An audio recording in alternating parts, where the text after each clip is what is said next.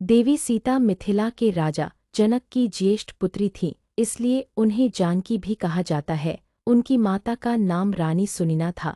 जनक नंदिनी माता सीता का जन्म कैसे हुआ, क्या है जन्म की पौराणिक कहानी।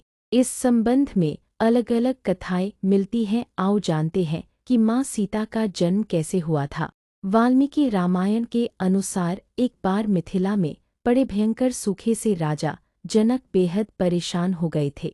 तब इस समस्या से छुटकारा पाने के लिए उन्हें एक ऋषि ने यज्ञ करने और धरती पर हल चलाने का सुझाव दिया। उस ऋषि के सुझाव पर राजा जनक ने यज्ञ करवाया और उसके बाद राजा जनक धरती जोतने लगे। तभी उन्हें धरती में से सोने की डलिया में मिट्टी में लिपटी हुई एक सुंदर कन्या मिली। उस कन्या को हाथों में लेकर राजा जनक ने उसे सीता नाम दिया और उसे अपनी पुत्री के रूप में अपना लिया।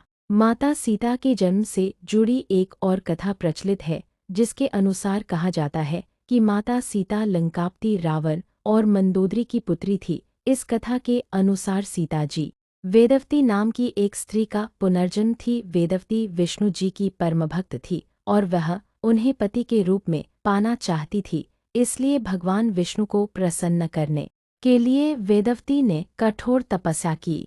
कहा जाता है कि एक दिन रावण वहां से निकल रहा था जहां वेदवती तपस्या कर रही थी, और वेदवती की सुंदरता को देखकर रावण उस पर मोहित हो गया। रावण ने वेदवती को अपने साथ चलने के लिए कहा, लेकिन वेदवती ने साथ जाने से इनकार कर दिया। वेदवती के मना करने पर रावण को क्रोध आ गया और उसने वेदवती के साथ दुर्व्यवहार करना चाहा। रावण के स्पर्श करते ही वेदवती ने खुद को भस्म कर लिया और रावण को श्राप दिया कि वह रावण की पुत्री के रूप में जन्म लेंगी और उसकी मृत्यु का कारण बनेंगी।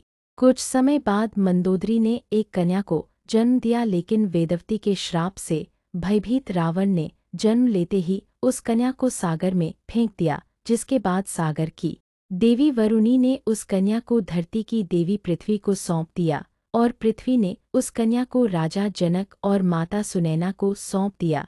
जिसके बाद राजा जनक ने सीता का पालन पोषण किया और उनका विवाह श्रीराम के साथ संपन्न कराया। फिर वनवास के दौरान रावण ने सीता का अपहरण किया, जिसके कारण श्रीराम ने रावण का वध किया और इस तरह से सीता रावण के वध का कारण बनी।